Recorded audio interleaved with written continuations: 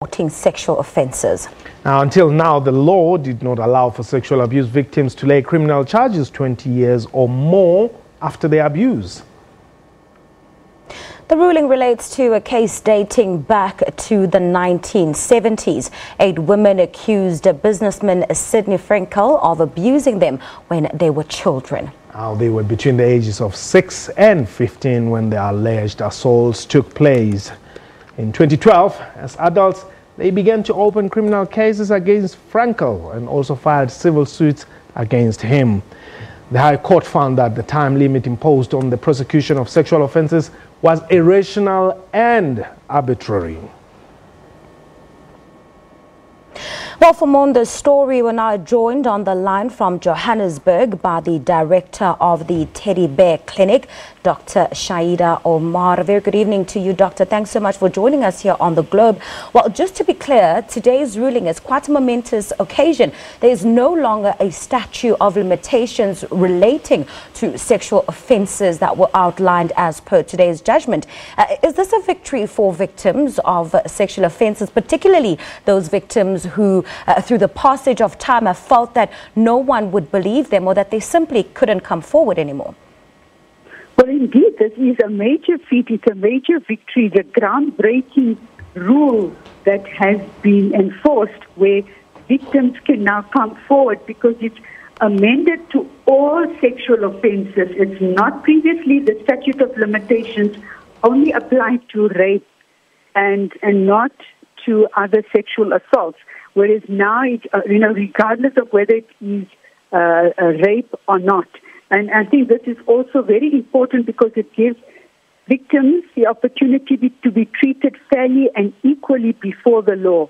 Previously, it was arbitrary, it was invalid, and it was unconstitutional because some criminal sexual offences were treated differently to that of others. And we know that the impact or the suffering could be very similar. So one cannot make a distinction or distinguish between the traumatic experiences of different forms of sexual violence and sexual assault. Doctor, let's look at the issue of evidence. It's always quite a contentious one.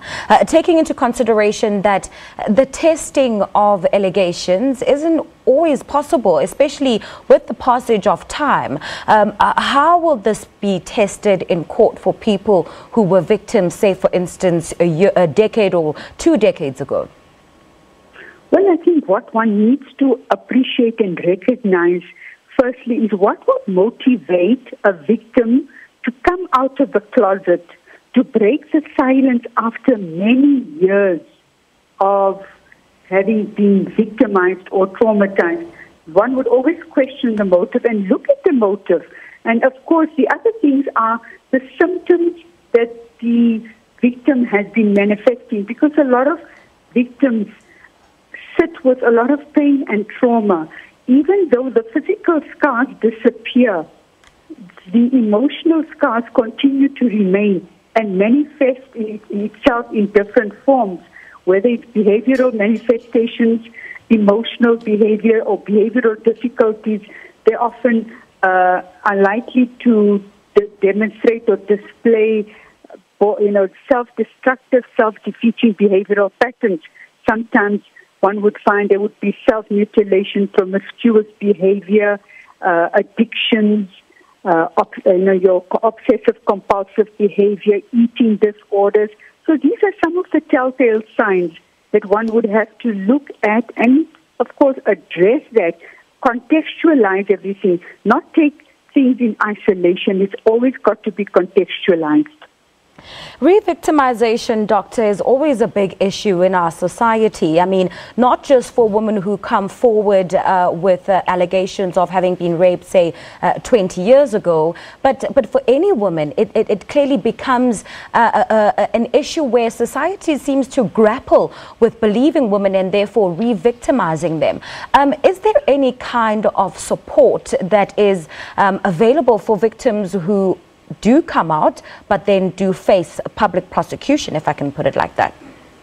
You are so right. I think you've really summed it up so beautifully, because often the victim is blamed. It's almost as if the victim now becomes the perpetrator, and there's a huge stigma attached to that, or associated to the person making that disclosure. It's almost as if the victim is now being punished to say, why did you make a disclosure? You should have remained silent. So you are absolutely right when you say, what kind of support is available out there? I think more and more organizations, civil society partners are coming forward to provide that kind of support and making it available. People like the Teddy Bear Clinic, there's Childline, there's Lifeline, there's Power, and there are many other organizations that would provide that kind of support, not only to the victim, but to the victim's family as well.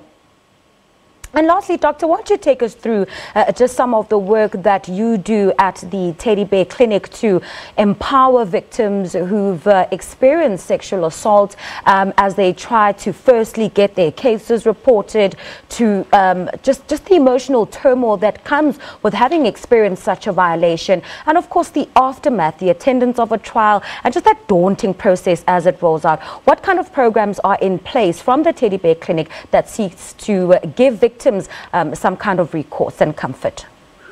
Okay, so our mandate is usually children until the age of 18, and the kinds of support that we provide is trauma debriefing, ongoing supportive counseling to the victim, but also to the victim's families.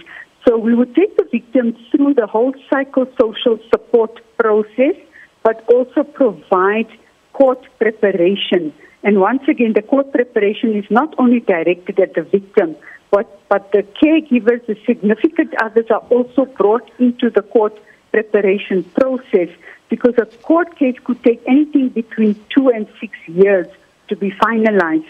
And we have a panel of experts that would also look at fast-tracking the cases, looking out for any irregularities or any flaws that, victims and their families experience by the law enforcement agencies or the criminal justice system. So our approach is a very holistic approach, journey to healing with the victim and the family.